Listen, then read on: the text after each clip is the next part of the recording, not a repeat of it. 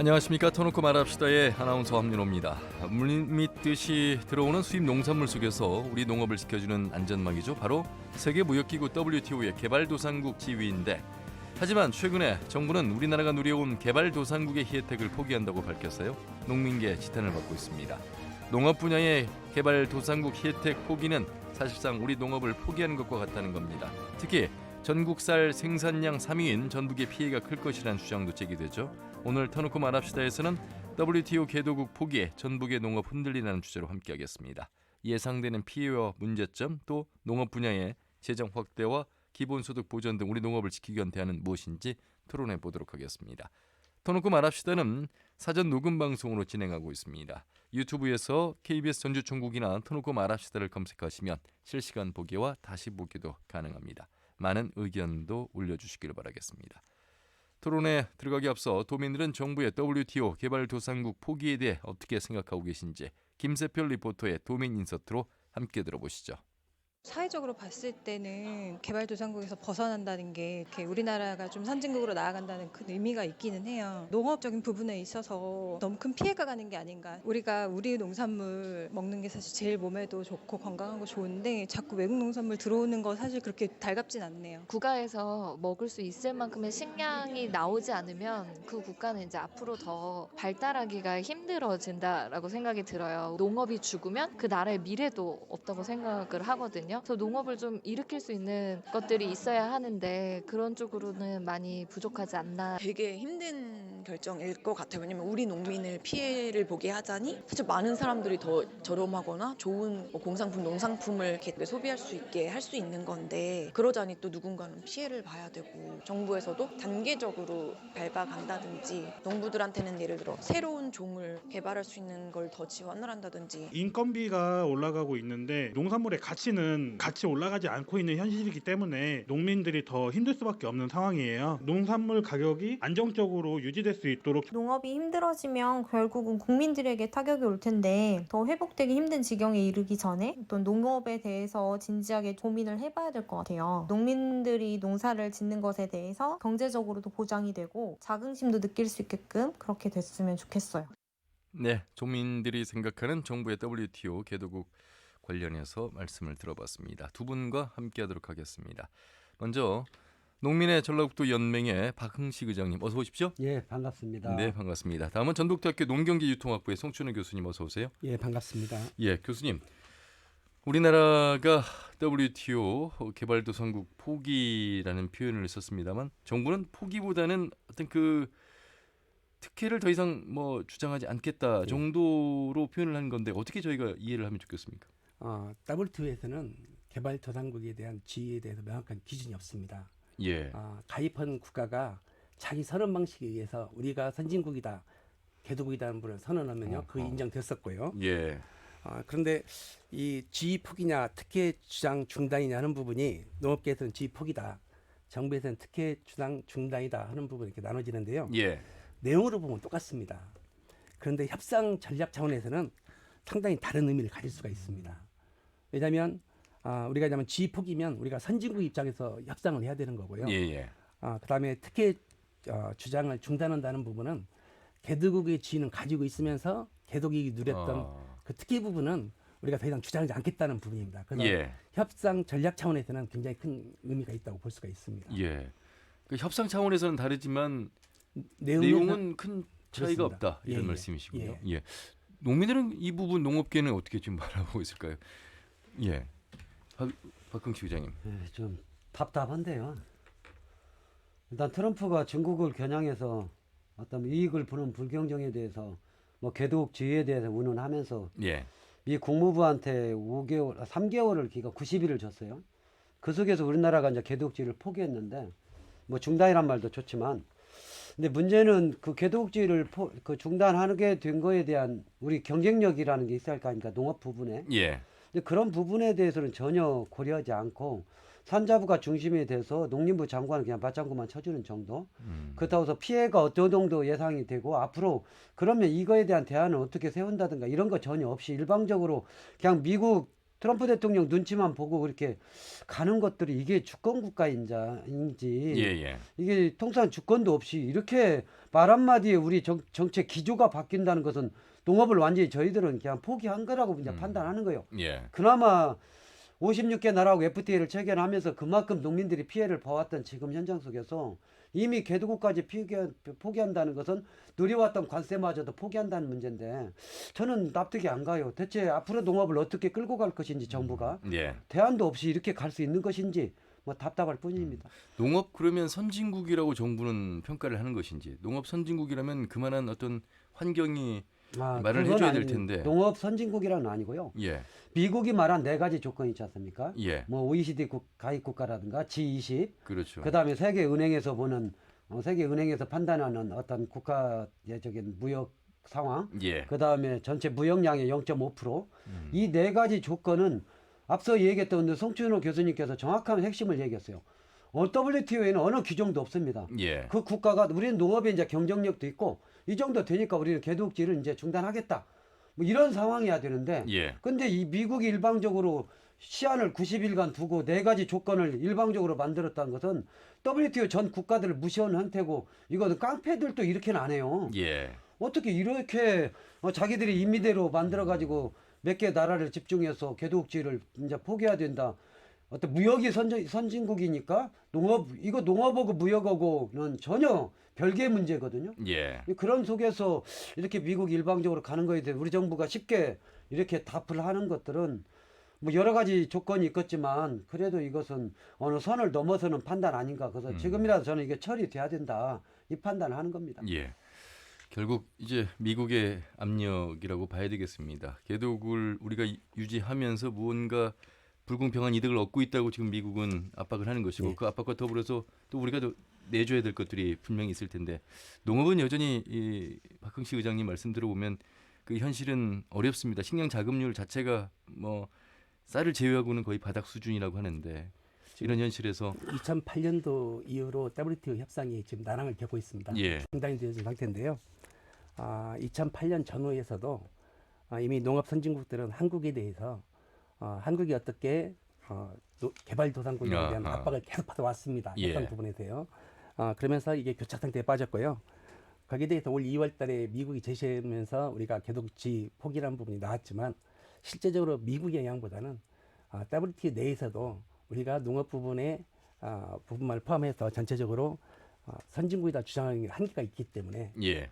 이러한 부분은 꼭 미국의 영향만은 아니다. 그렇게 평가할 수 있는 부분도 있습니다. 예. 그래서 개도국을 스스로 이제 포기하는 부분도 없지 않아 있다 이런 말씀이죠. 예, 그렇습니다. 예. 그러면 이게 그럼 어떤 의미에서 그 개도국으로 가면 가장 큰 문제가 선진국과 개도국은 관세 부분에서 20% 정도 차이가 있습니다. 그렇죠. 예. 선진국으로 가면 그만큼 시장을 빨리 열어야 하거든요. 예. 그럼에도 불구하고 협상 전략 차원에서는 도움이 될 수 있다는 판단 부분도 일정 부분 반영되어진 것 같습니다. 어떤 도움을 지금 말씀을 하시는 건지. 아마 이제 그 이야기는 우리나라가 이제 수출하는 것으로 좀 수출적으로 먹고 사는 예. 어떤 기업들이나 전자제품이라든가 반도체라든가 세계 시장에 이제 FTA를 체결하는 것도 그거고 포괄적 뭐 동반자 협정도 마찬가지고 우리나라 어떤 기본적으로 수출할 수 있는 거에 대해서 많은 이득이 국가적 이익을 판단했을 때 예. 농업 부분이 약간 피해가 가더라도 어쩔 수 없다. 저는 이 부분이 아마 정부의 기본 입장이라고 봅니다. 근데 이게 단순하게 지금의 입장이 아니라 WTO 개방할 때도 그 얘기를 했었던 거고 한칠레 FTA 시작부터 미국과 그다음에 50개 나라 할 때마다 우리나라는 경제 세계 시장에 수출을 하기 위해서 농업은 일정 정도 피해를 볼 수밖에 없는 거에 대해서 다른 아하. 대책을 세우겠다고 했지만 예. 지금까지 아마 제가 알기로는 이 그 수출로 인해서 일정 정도 얻어지는 금액에 대해서 자기들이 자발적으로 기금을 조성한 적이 있어요. 예. 근데 기업들이 기금에 단 한 푼도 안 냈습니다. 자기들이 수출을 해서 이득금에 대해서 일정 정도 농업에 상생기금을 좀 내가지고 그런 부분에 대해서 농업이 너무나 피해를 크니까 역할을 하겠다고 했지만 예. 실제 이게 실현된 적이 없습니다. 뭐 그러면 국가 차원에서라도 이런 기본적인 대책을 세워야 되는데 이번에 3개월 동안에 실제 농업과 관련된 피해 사례라든가 나타나는 우려점이라든가 단 한 번도 논의한 적 없습니다. 다만 산자부에서 중앙에 있는 농업 단체들 모셔가지고 뭐 상황이 이러니까 우리가 어쩔 수 없다. 그리고 미국이 이렇게 4가지 조건을 내세웠는데 우리는 4가지 다 포함되기 때문에 개방할 수밖에 없다. 예. 뭐 이런 부분에 대한 입장이지 농업에 대한 분석이라든가 향후 어떤 대책이라든가 예. 이런 부분에 대해서 논의구조도 없이 가는 것들은 이것은 말이 안 되는 거죠. 우리나라 경제를 살린다고 해서 농업을 피해 본다면 거기에 따른 대책도 같이 가야 되는데 그런 부분들 없이 일방적으로 농업만 희생을 강요한다면 저는 정말 뭐라고 말할 수가 없어요. 너무 답답해요. 예. 농촌이 지금 고령화로 거의 이제 뭐 저희 마을만 하더라도 140%입니다. 이제 농사 짓는 사람은 대성밖에 없어요, 이제는. 그러면 앞으로 농사 지을 사람이 누가 있겠는가? 청년 농업인 육성한다? 걔들한테 무슨 희망을 줘야 농사를 지러 들어올 거 아닙니까? 예. 뭐 여기까지 간 마당에 저는 청년 농업인 정책이나 지금 전라북도가 하고 있는 스마트팜이나 굉장히 우려가 돼요. 걱정되기도 바로 하고. 이제 의장님 말씀하신 그 모순되는 부분을 이제 정부에 요구하고 싶은 내용 같습니다. 아울러서 우리 전라북도만 하더라도 농협이 가지고 있는 것은 단순 기능이 아니라 공익적 가치가 있기 때문에 또 그런 공익수당 5만 원, 월 5만 원을 또 조례를 또 처음으로 통과시킨 곳이기도 하고 아울러서 식량 주권 차원에서 의미도 좀 더 한번 강조가 돼야 될 것 같고 이렇게 그냥 시장 경제에 있어서 농업이 좀 피해를 보는 것만이 지금의 대처가 맞는 것인가 이런 목소리이신 것 같아요. 지금 WTO 규정에 의하면 우리나라에서 지금 현 개도국 상태에서요. 우리가 농업 보조금을 최대한 6조 이상을 사용할 수가 있습니다. 예. 그런데 지금 정부에서는 1조 4,900억밖에 사용을 않고 있거든요. 근데 이러한 부분들이 시장 개방이라는 부분은 필요한 부분일 수도 있습니다. 우리 경제 발전에 위해서요. 예. 그런데 명확하게 농업 부분은 피해가 예측이 되어지고 그러면 그 피해가 얼마만큼 예측되어지고 여기에 대한 대책을 어떻게 할 것인가 하는 부분이 같이 제시가 되어진다면 예. 농민단체의 반대도 그렇게 아주 강하지는 않을 겁니다. 예. 뭔가 농업 부분도 지속적인 가능성은 없더라도 일정 부분 경쟁력을 가질 수 있는 제한을 만들어주고 소득 감축되어지는 부분에 대한 소득 보전 부분에 대한 정책이 나온다면 우리 농업 부분의 희생이 어느 정도 필요에 의해서 우리 경제가 발전할 수 있는 부분도 있습니다. 예. 그런데 정부 정책을 보면 지금까지 이러한 부분에 근본적인 대책이 없습니다. 그다음에 이미 WTO에서 허용되어지는 이런 6조 정도를 사용할 수 있는 근거가 명확히 있음에도 불구하고요. 감축 대상 보조금만 1조 4,900원만 지금 사용하고 있는 부분입니다. 이러한 부분이 가장 큰 문제라고 지적할 수가 있습니다. 그 보조금마저도 앞으로 관세가 주로 낮아지면 이 줄어들게 되는 겁니까? 일단 기본 아까 앞서 얘기했던 1조 4,900억 개에서 예. 거의 절반이 이제 사라지면 한 7천억 정도 우리나라가 이제 이 허용 보조금 관련해서는 쓸 수가 있다고요. 예. 근데 문제는 이제 가격이 폭락이 됐을 때 특히 쌀값이 폭락이 됐을 때 변동량 지불금으로 대체했던 것들이 있었는데 실제 우리가 보조금을 쓸 수 있는 한도가 넘기 때문에 정부가 주고 싶어도 줄 수가 없는 상황이 됩니다. 이건 WTO 법에 걸려요. 그러면 농산물이 폭락됐을 때 정부가 대책을 세워서 어떤 그걸 농산물을 갈아엎든지 아니면 폐기 처분하든지 이런 것들 국가가 수매를 해서 보존장치를 하든지 하고 싶어도 실제 재정을 쓸 수 있는 운영할 수 있는 게 적어지기 때문에 할 수 없다는 거예요. 그러면 결국에는 이제 허용 보조를 더 늘려서 환경이라든가 공익형 지불금이라든가 이런 거 늘린다는 것인데 예. 제가 봤을 때는 물론 송천호 교수님이 이야기하는 부분에 대해서 우리가 선진국으로 나가기 위해서는 일정 정도는 농업 부분에 대해서는 이야기할 수 있지만 저는 그런 관점보다는 농업이 지속 가능하게 가려면 그리고 우리 후손들 미래가 우리 농업에 대해서 기본적 토대가 만들어지지 않고서는 우리는 선진국이란 말을 할 수가 없습니다. 지금 세계 각 선진국을 보면은 기본적으로 식량 자금률 다 100%가 다 넘어갔습니다. 100%에서 120%, 130%까지 갑니다. 예. 그 이야기는 이미 옛날 공황 때 많은 나라에서 2차 세계대전 이후에는 이 식량이 무기가 되면서 나타난 문제점이 더 선진국들은 뼈저리게 느꼈어요. 그래서 자금률을 높이기 위한 막대한 예산을 들이면서 자금률을 높였던 겁니다. 예. 문제는 우리나라의 수입국 같은 경우는 계속적으로 자기들이 생산한 잉여금에 대해서 처리할 곳이 없기 때문에 개도국을 조지는 거거든요. 아하. 그래서 미국도 지금 자기들이 먹지 않는 캘리포니아 쌀, 우리나라 쌀 종자를 만들어서 우리나라 쌀, 우리 입맛에 맞는 쌀입니다. 이걸 생산하는데 갈 데가 없어요. 그래서 우리가 이제 그 513%쌀 관세로 가게 되면 이제는 의무 수입량 밥쌀용은 수입을 안 해도 됩니다. 그러다 보니까 미국은 어떻게든지 이 문제가 단순하게 이 카길사라든가 다국적 기업들이 가지고 있는 정치력이 미국을 움직이는 겁니다. 그래서 행정력이 각 나라들을 압박하면서 농산물 개방을 요구하는 것들은 자국의 인형 농산물을 처리하기 위해서 하는 짓이거든요. 그런 부분에 대해서 그러면 우리 미래는 어쩌냐는 거예요. 우리 미래 농업은 없냐는 것이죠. 선진국에 가고자 하는 거에 대한 그들의 다국적 기업의 이익을 대변하기 위해서 예. 우리 농업을 포기하고 앞으로 선진국으로 갈 수 있는 것은 아니다는 겁니다.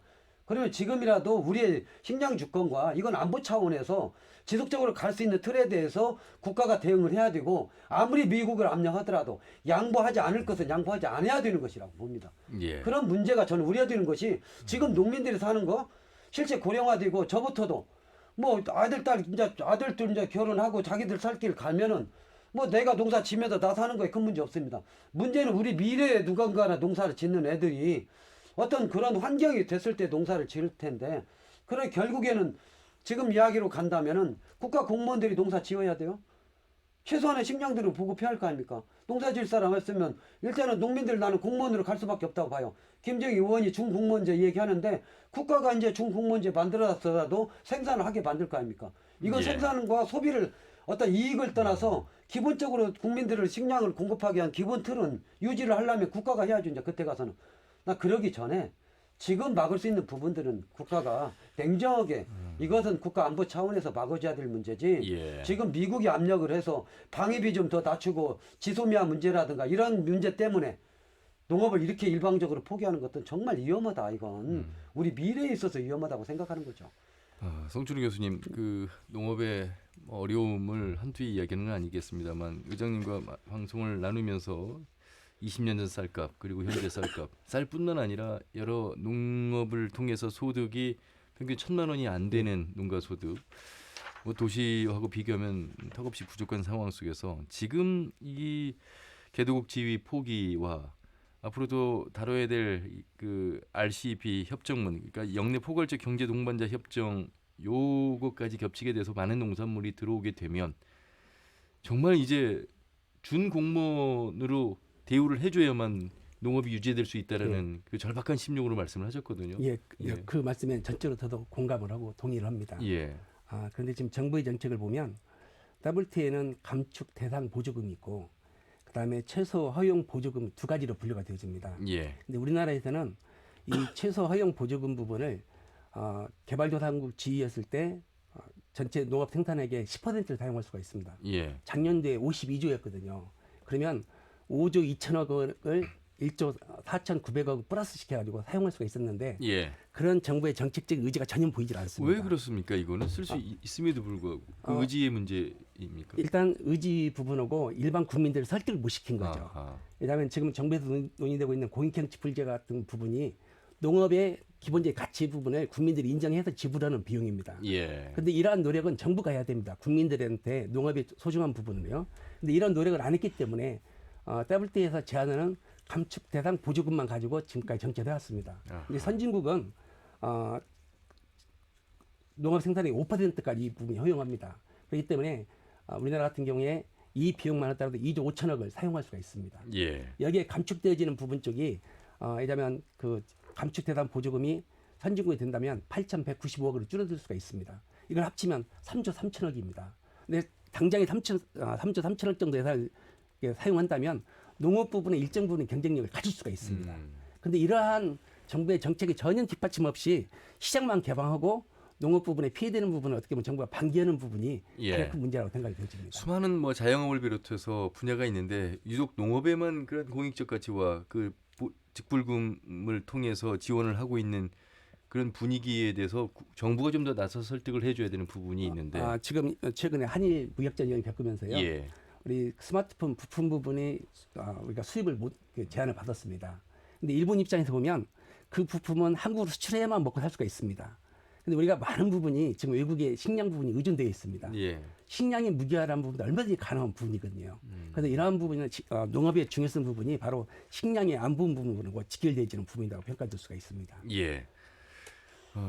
의장님께서 강조를 또 해주셨는데 이제 그런 부분에 대한 이야기 속에서 더 하고픈 이야기는 농업이 가지고 있는 공익적 가치에 대해서는 한 번도 이게 김대중 대통령 때 논농업 지불제를 도입했을 때 공익적 가치에 기반해서 이거에 대한 지불제를 도입했습니다. 예. 그러면 이 지불제를 왜 도입했는가 금방 송진호 교수님 얘기했지만 이미 스위스 같은 경우는 이 공익적 그 지불제를 도입하기 위해서 국민투표를 했어요. 그래서 실제 농민들한테 이 돈을 어떤 그 환경을 지켜내고 농민들의 소득, 기본 소득을 높여주는 대신에 농민들의 환경을 보존할 수 있도록 이걸 하기 위해서는 이것은 국가가 정할 문제가 아니라 국민들이 선택할 문제에 대해서 2번이나 했어요. 그래서 거기는 일대 방목지풀제라고 전에도 얘기했는데 방목지풀제에서 소 1,000평에 2마리만 키우면 그 사람의 소득을 보장해 주는 거일 텐데. 그렇다면서요? 네. 그 특집 그렇게 산에서 농사지면 방해지풀금을 줍니다. 그래서 산에서 농사지어서 그런 더 악조건에서 농사진 만큼의 지풀금을 더 줘서 그대로 농민으로서 거기서 유지하게 하는 거예요. 근데 문제는 지금 현재 우리가 개방해서 못 사냐? 그것도 아닙니다. 그러면 우리가 생산하는 것에 대한 소득을 어떻게 높일 것인가 국가가 제도적으로 만들면 되는 거예요. 그리고 실제 기본소득을 어떻게 보전해 줄 것인가. 금방 송춘호 교수가 얘기했듯이 농업 부분에 대해서 앞으로 장기적으로 지속가능한 농업이 유지하고 우리 미래 세대에 중요하다고 판단되면 거기에 따른 예산을 운용하면 되는 문제인데 이것은 지금까지 농림 부분은 기획재정부에서 모든 걸 다 칼질했습니다. 예산 다 칼질하면서 실제 자기들의 경제 논리만 내세웠던 거지 한 번도. 일테면 지난 3년 전에 우리 쌀값이 12만 원대 떨어졌어요. 25년 전 가격이었어요. 그러면 그때 당시에 쌀값에 대해서 우리 소비자들은 쌀값이 갑자기 30% 이상 하락되니까 굉장히 소비자한테 도움이 됐어요. 1조 4,900억을 농민들한테 줬다고 그러는데 저는 그렇게 표현 안 했어요. 그건 소비자들한테 준 거예요. 농민들한테는 죽지 말라고 준 돈이지 죽지 말라고 변동형 지불금의 목표 가격의 90%를 주면서 그 현상 유지하라고 준 거지 실제 혜택은 소비자가 봤어요. 그러면 이런 것도 정부가 이렇게 설명을 해야죠. 이렇게 쌀값이 하락으로 해서 경제가 어려운데 소비자들이 혜택을 봤다. 이게 그래야 농민들도 어떤 거기에 대한 공감이 가잖아요. 근데 농민들한테 이렇게 보조금을 줬으니까 문제가 없다. 이렇게 되면 소비자는 마치 쌀값이 떨어져도 농민들은 보전받는 걸로 알고 있습니다. 지금도 공익지원 지불금 이 얘기를 하면 농민들한테 여러 가지 지금 보조금을 주고 있는데 또 줘야 하냐. 이게 지금 가지고 있는 정서들입니다. 그랬을 때 참 답답함이 이게 왜 그렇게 주어진 거고 무엇 때문에 주어진 거에 대한 내용이 국가 차원에서 선전이 없다 보니까 마치 농민들은 아우성 치면 뭐 떡 하나 더 주는 식으로 저렇게 농성하면 그 농민들은 지원 받은데 또 돌라고 한다고 이런 소비자들 국민들 입에서 나왔을 때는 너무 답답하고 가슴 아픈 거죠. 우리가 약자인 그 장애인 관련된 현실 정책들 얘기하면서 가장 많은 얘기하는 것이 비장애인이 장애인을 바라보는 그 편견을 없애야 되고 함께라는 그 의식이 필요하다는 말씀을 해주셨는데 역시 이 농업을 바라보는 시각도 요즘 좀 바뀌어야 될 것 같습니다. 예, 그렇습니다. 단순히 이제 싸니까 괜찮아, 수입해도 괜찮아, 왜 농민들은 목소리를 저렇게 내는 것일까를 바라보는 관점에서 그 이유를 좀 더 현실을 좀 아셔야 될 것 지금 같아요. 고등학교까지 무상급식이 되어지고 있는데요. 예. 학생들한테 무상급식은 지원되는데 왜 농업의 중요성 부분이 연계 교육이 안 되어 있습니다. 우리 농산물에 대해 공급을 받으면서 친환경 농산물 공급을 하고 있는데 학생들이 왜 친환경 농업이 중요하고 우리 농업이 중요한가 부분에 대한 교육이 단절이 되어 있거든요. 그래서 어릴 때부터 이 부분의 연계 부분이 만들어야 되고요. 그래서 이러한 역할은 정부의 지속적인 교육이 통해서 이루어져야 됩니다. 우리가 유럽 여행을 굉장히 많이 하는데요. 유럽의 그 대부분의 국가들은 농업 선진국입니다.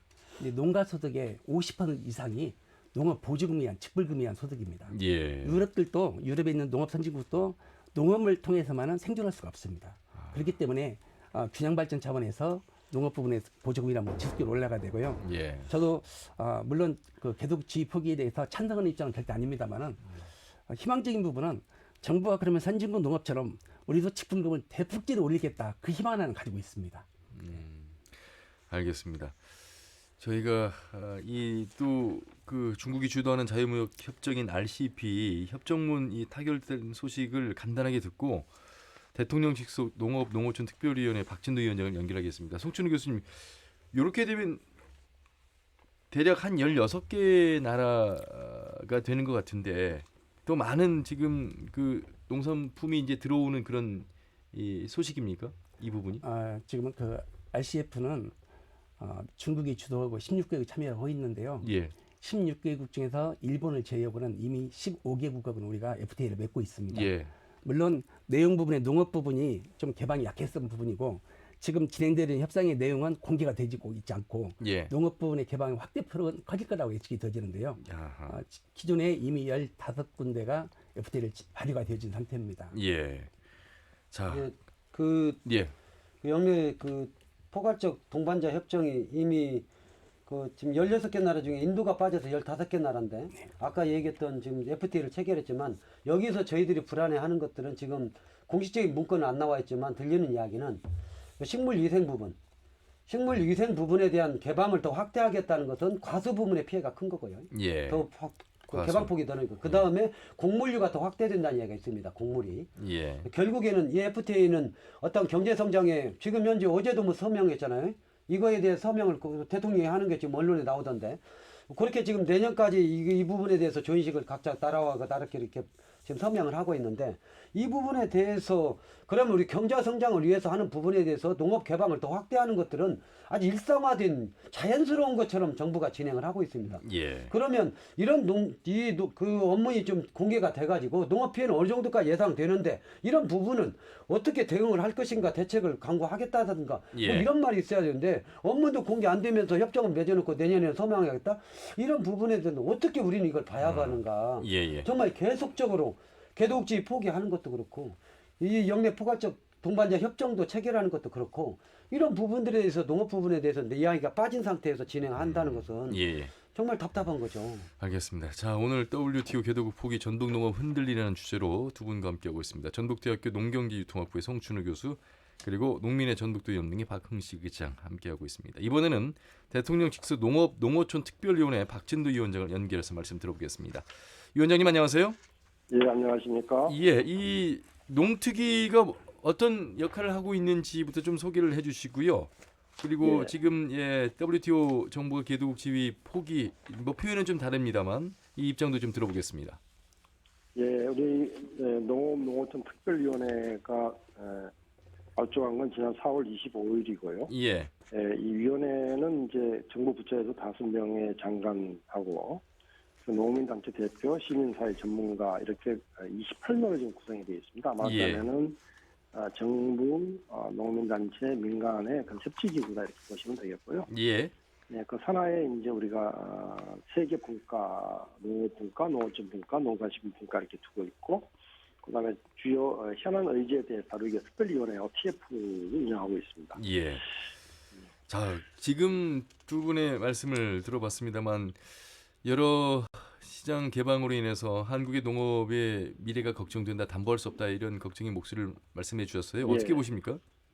네, 글쎄 이번에 이제 뭐 지금 그렇지 않아도 우리 농업이 상당히 어렵지 않습니까? 예. 뭐 금년만 하더라도 가격 폭락이 되고 태풍에 대한 대책도 없고 더구나 뭐 아프리카 돼지열병에 의해서 또 질병이 발생하고 뭐 이런 여러 가지 어려움들이 늘 되풀이되고 있는데 예, 거기에 그래도 우리가 이제 개도국이라고 해서 말하자면 시장 개방이나 보조금에 대해서 좀 유리한 조건을 받아왔던 게 사실이죠. 예, 근데 이제 정부가 뭐 개도국을 포기한 건 아니고 차기 협상 때는 주장하지 않겠다 하니까 뭐 일단 차기 협상까지는 개도국 지위가 유지가 되는 거죠.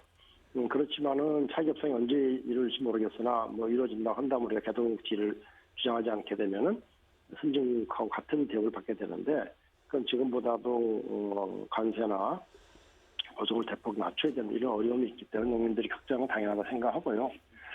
다만 저희들로서는 이게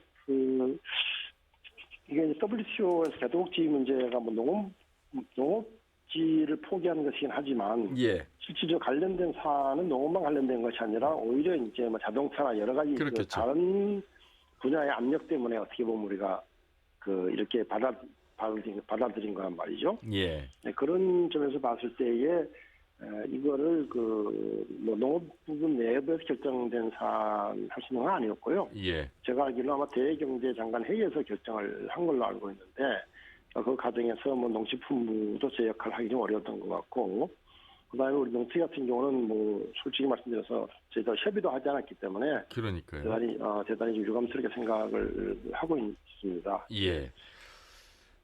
그러니까 지금 뭐 농특위위원회와 상의하지 않은 채 지금 발표가 됐고 발표가 된 이후에 이제 농특위가 농민단체의 의견을 듣는 자리가 있었습니다. 좀 아쉬움이 남는 대목에 대해서 유감의 말씀을 하셨는데 예. 저보다는 그 농민의 의장님 나와 계시는데 먼저 좀 질문을 서로 말씀하시고 제가 또 추가 질문하도록 하겠습니다. 의장님 인사 나누시죠. 예. 아니 고생이 많으시는데요. 예.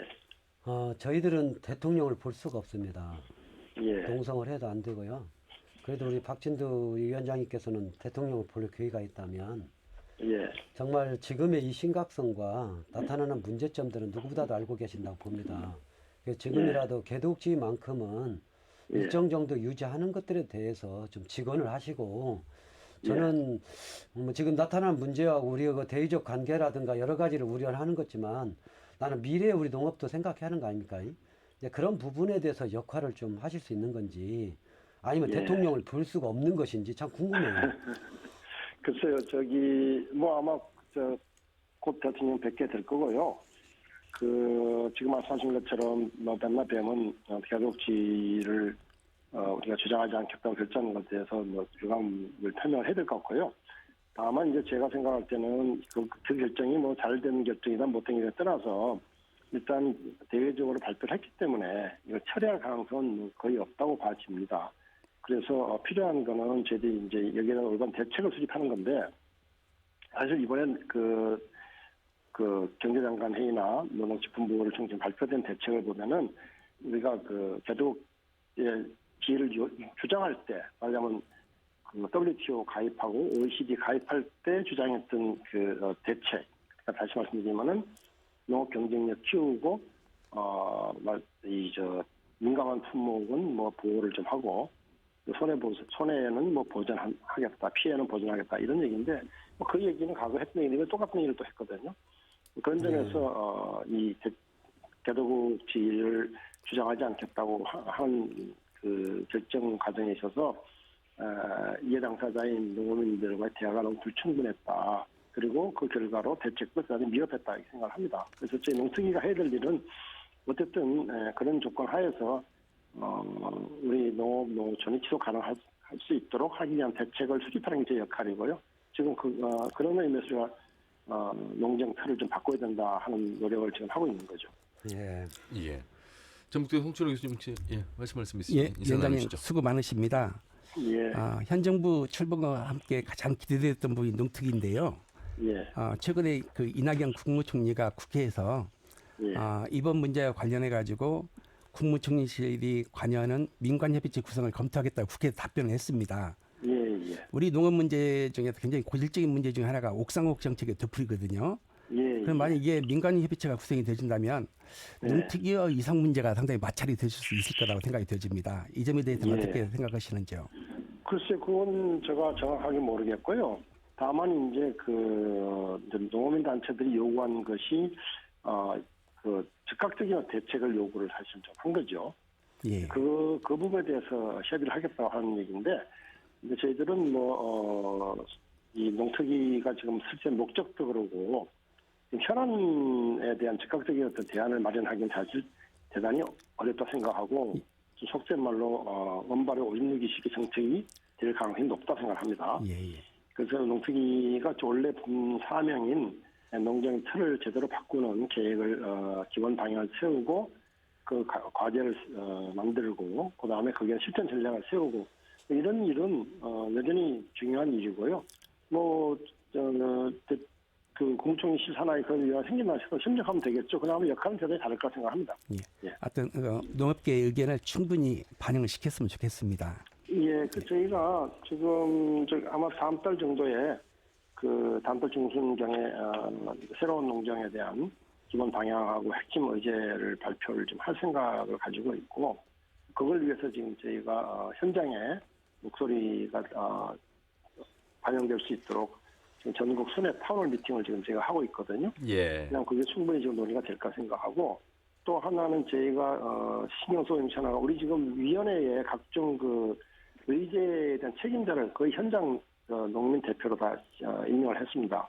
그래서 아마 그 위원회의 논의 과정에서 현장의 목소리 충분히 반영될 수 있도록 노력을 하고 있습니다. 예. 자, 시간 관계상 말씀 여기까지 듣도록 하겠습니다. 고맙습니다.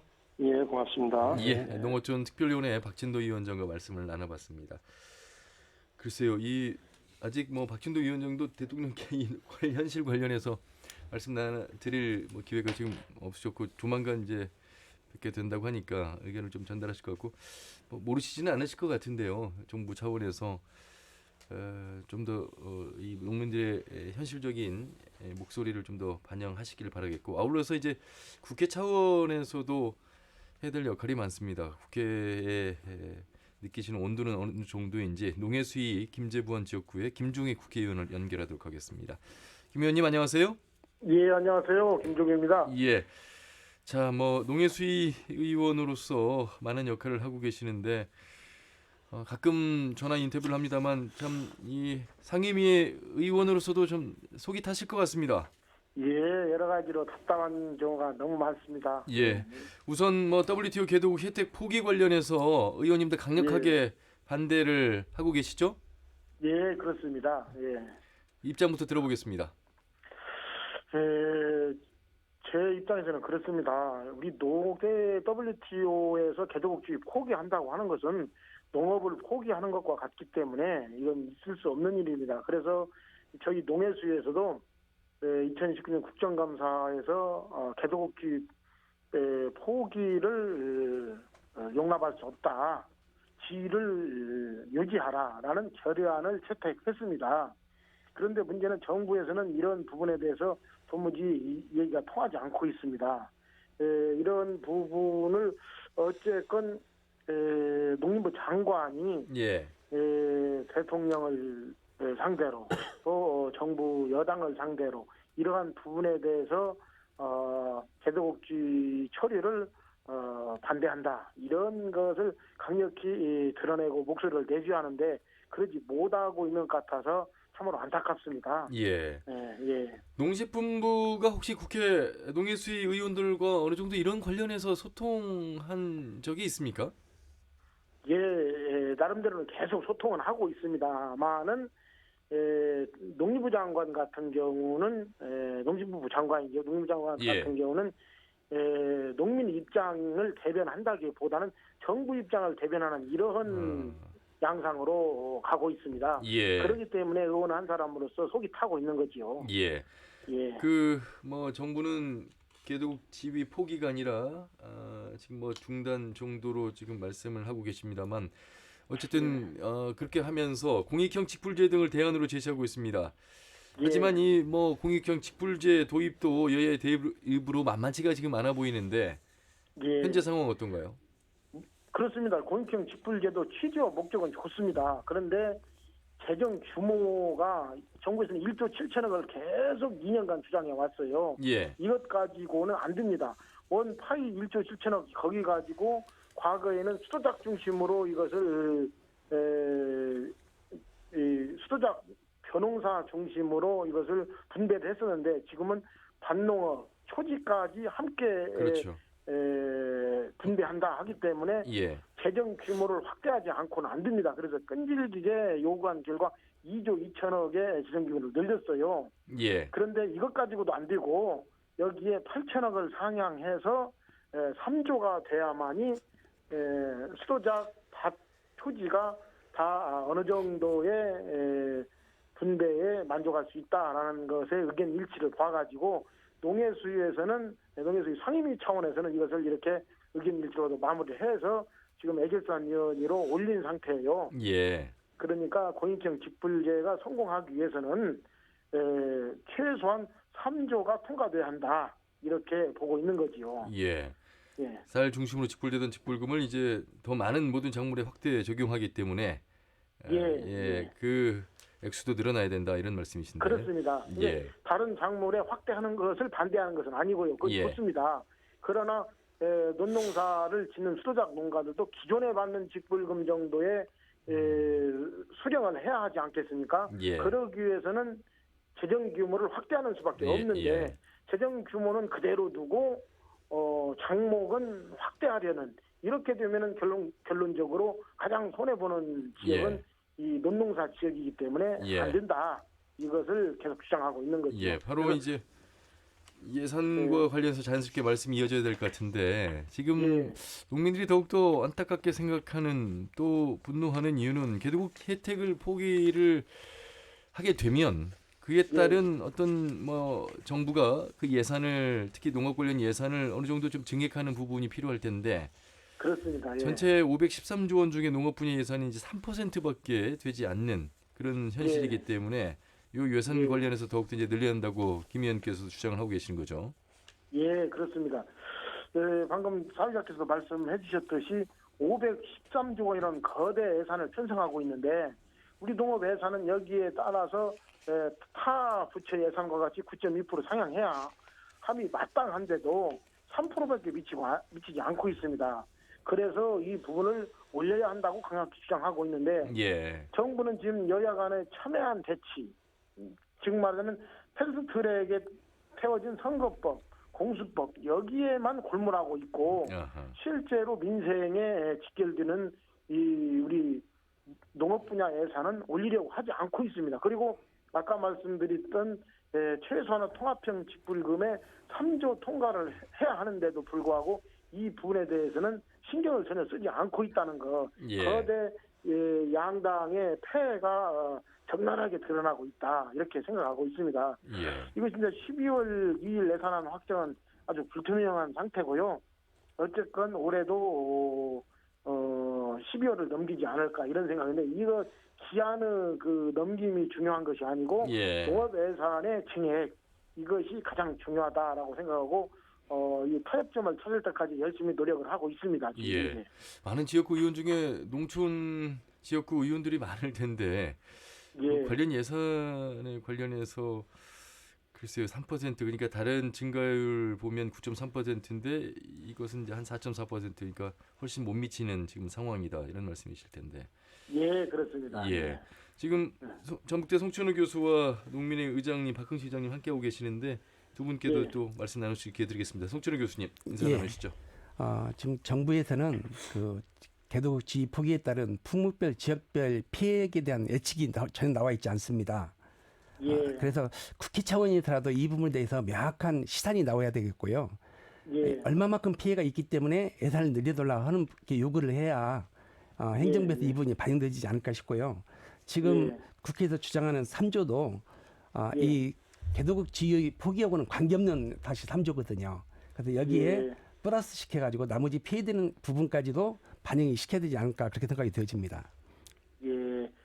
교수님 말씀에 저도 전적으로 동감합니다. 그런데 문제는 저 같은 개인적으로 저는 5조를 주장하고 있어요.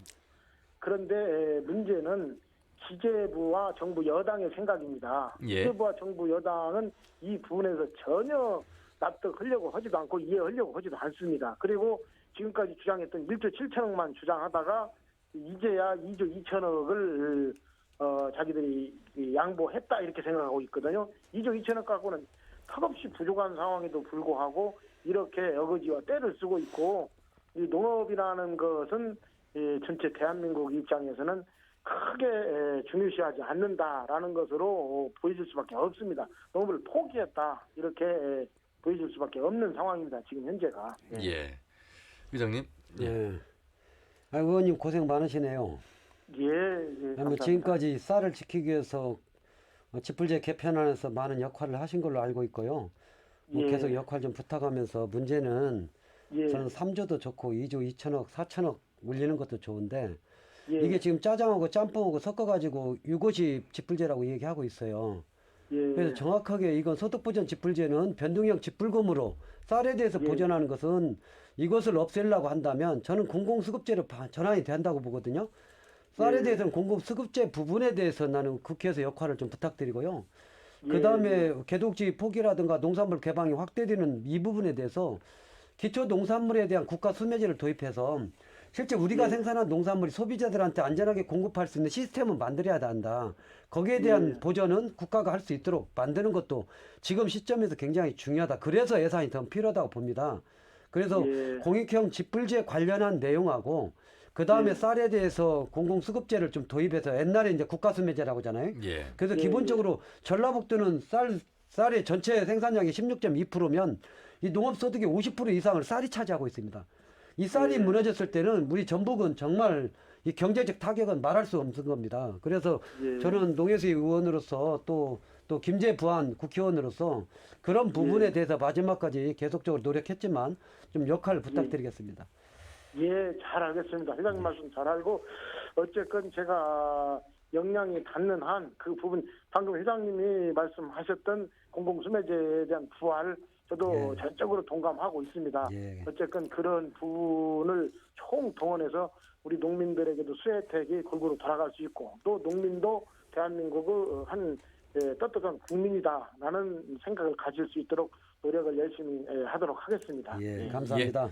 말씀 잘 들었습니다. 고맙습니다. 감사합니다.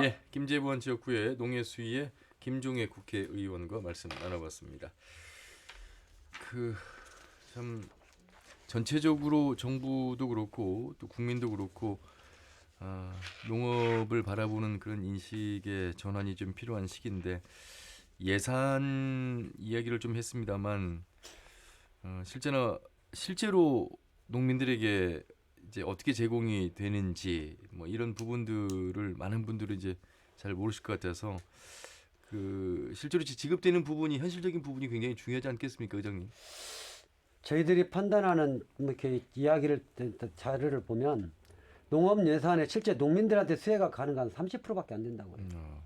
나머지 거의 70%는 SOC라든가 농업과 관련된 여러 가지 예전에 거의 20조 가량 4대강 사업으로 들어갔던 부분들이 농업 예산이 여러 가지 형태로 지금 나가고 있는데 그러다 보니까 실제 농민들이 직접 혜택 보는 것들은 30%밖에 안 된다. 이 부분에 대한 문제가 굉장히 큰 거고요. 그 다음에 이 보조금 제도에 대해서 물론 전체 예산 중에 지금 농특위에서 이야기하는 부분에 대해서 직불제로 30%에서 50%가 상향이 돼야 그나마 농민들이 기본소득이 좀 담보가 되는 거 아니냐 이 얘기를 하고 있습니다. 그러려면은 실제 지금의 정책 전환이 완전히 돼야 됩니다. 국가 농업에 대해서 일정 정도 국가가 가지고 있는 예산을 가해서 지역으로 과감히 내려줘야 됩니다. 모든 것들은 다 규제를 가져놓고 실제 지역 단위에서 풀 수 있는 돈은 한계가 있습니다. 그래서 이런 부분에 대해서 어떤 재정의 분권화를 통해서 지역에 맞는 예산을 쓸 수 있도록 하고 거기에 따른 어떤 대책을 가질 수 있는 이런 부분에 대한 전환이 돼야 되고요. 그 다음에 이 전체 예산 대비 농업 예산이 몇 프로냐 이게 법적으로 갔으면 좋겠어요. 언제나 이 예산대만 보면 농업 예산은 홀대를 받으면서 오히려 마이너스 예산을 계속 잡고 있습니다. 이런 속에서는 농림부 국장은 아무런 힘이 없어요. 지금 상황에서는 차라리 부통령 정도의 급을 차라리 농림부로 올리든지 아니면 법적으로 전체 예산 대비 몇 프로는 농업 예산을 아주 하게끔 만들든지 이렇지 않고서는 계속적으로 농업은 피해볼 수밖에 없고 농민들의 어떤 대책이라든가 예산이라든가 이런 부분들에 대해서는 정확하게 우리 농민들한테 직접 수혜가 갈 수 있는 것들은 앞서 얘기했던 직접 직불제로 가는 것들에 대해서 전환도 빨리 이루어져야 하지 않는가 생각을 하는 겁니다.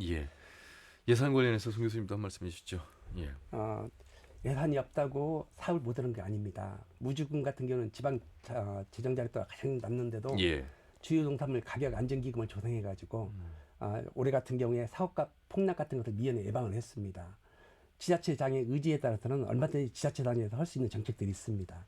이러한 부분에서 현장의 의견을 행정이 같이 맞잡아서 한다 그러면 기본적인 부분에서라도 어느 정도 대책은 가능할 거라고 생각이 들어집니다. 자, 농업 관련해서 WTO 정부가 개도국 지위를 포기한 부분 또 RCP로 인한 여러 농산물 품목이 이제 수입되는 부분들 아울러서 농업 관련된 예산이 이제 턱없이 부족한 부분들 좀 짚어봤습니다. 갈수록 힘들어지고 있는 농업 심지어 농업 준공무원 이야기까지 나오고 있는 현실 속에서 과연 이 방송을 들으시는 청취자분들은 어느 정도 수긍을 하고 계시고 공감하고 계실까 또 내지는 걱정을 하고 계실까 생각이 차이가 좀 다를 것 같습니다. 의장님 내년 올 농사는 이제 마무리가 다 되셨습니다. 거의 이제 콩 수확도 마무리라고 말씀하셨는데 콩 탈곡하면 이제 거의 마무리가 되는데 일은 끝이 없죠. 그러면 이제 저희들이 농사 짓는 것은 30일 날 이제 전국 농민대회가 좀 있습니다. 농민대회를 하고 그래서 지금 농업에 처해 있는 것들에 대해서 대통령한테 알리기 위해서 농성하듯이 겨울에는 이제 교육 사업하고 이제 아스팔트 농사를 주로 질 수밖에 없는 1년에 논밭에서 일했다면 겨울에는 아스팔트 농사를 지어야 그나마라도 정부가 조금이라도 농민들의 심정을 알아보기 때문에 뭐 그 농사도 만만치 않습니다. 아스팔트 농사라는 표현을 쓰셨습니다. 예. 도로 위로 나가지 않아야 될 텐데 도로 위로도 나가시는 그런 상황까지 이제 치닫고 있다 이런 말씀이신데 소득이 이렇게 보장되지 못한 속에서 어려움 속에서 또 그래도 논을 놀릴 수는 없는 것이고 땅을 놀릴 수는 없는 것이고 또 내년도 또 농업을 또 기획하실 텐데 언젠가는 희망을 좀 가지고 농업에 한 해를 좀 시작해야 되는 그런 날이 와야 될 텐데 말이죠. 그래서 정책 변화라는 게 앞서 지금 지난 이 물 문제 때문에 지금 현재 물이 이제 통합 관리 시스템이 됐습니다. 예. 그 수질 오염이라든가 환경에 대한 문제 때문에. 근데 문제는 그러면 물 관리에 대해서 우리가 저도 농사 짓고 있고 비료를 쓰고 있지만 이런 문제가 이제 친환경으로 전환되지 않고서는 답이 없습니다. 제가 봤을 때 소비자들을 설득하고 상생하려면 친환경 농업을 전환하기 위한 난 정책의 새로운 틀이 만들어졌으면 좋겠다.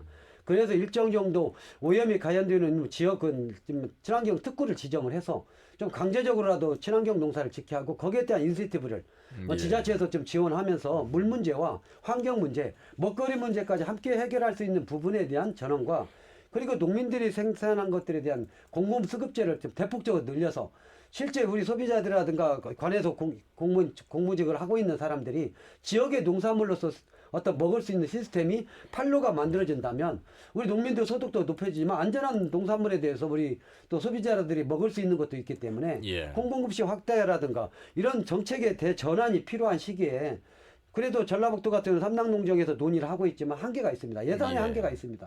이런 부분에 대해서 중앙정부가 일정 정도 재정이 좀 내려온다면 지역에 맞는 정책을 피고 그래서 그런 부분들이 앞으로 장기적으로 농업이 유지될 수 있는 틀을 지방자치라도 할 수 있는 이런 부분을 가야 하지 않는가. 뭐 이런 부분이 지금 느끼고 있는 겁니다. 송 교수님, 교육을 100년지대기라고 하는데 이제 농업이 바로 그 100년의 먹거리, 지속 가능한 농업이 될 수 있도록 농업 비전도 다시 한번 생각해봐야 되겠고요. 농업 통계도 좀 꼼꼼히 정리가 돼서 분석을 해봐야 될 것 같아요. 농업 통계만큼 맞지 않는 통계가 없습니다. 기관마다 너무 편차가 심하거든요. 그렇네, 또 그 부분도. 그다음에 이런 위기를 계기로 해가지고 농업 정책 근본적인 틀을 바꿔야 됩니다. 우리 농산물이니까 소비자들한테 먹어달라고 해서 안 됩니다. 이장님 말씀하신 것처럼 우리 농산물이지만 당연히 먹여야 될 이유를 만들어줘야 됩니다. 그렇기 때문에 친환경으로 가야 되고요. 지금까지 그 농업, 농촌, 농민을 같은 정책 틀에서 봤습니다. 근데 농촌에 가면 고령농가들이 아주 많거든요. 고령농가들은 농업 정책이 아니고 복지 정책으로 가야 됩니다. 은퇴를 하면 농사를 안 짓고도 먹고 살 수 있는 만큼 보장을 해줘야 되고요. 그다음에 젊은 사람들이 들을 수 있는 구조를 만들어줘야 되는데 그분들이 논을 놓지 않기 때문에 들을 수가 없습니다. 그래서 이런 농업 정책의 기본적인 틀을 바꾸지 않는 이상 농업이 어떻게 보면 회생 가능성은 굉장히 어렵다고 볼 수밖에 없습니다. 알겠습니다. 큰 농업의 대전환 의식이 필요하다라는 말씀을 드리면서 마무리하도록 하겠습니다. 두 분 말씀 잘 들었습니다. 고맙습니다. 농민의 전라북도 연맹의 박흥식 의장 그리고 전북대학교 농경기술통합부의 송춘호 교수와 함께했습니다. 더 놓고 말합시다는 다음 주 일요일 오후 5시 5분에 인사드리죠. 함윤호였습니다. 고맙습니다.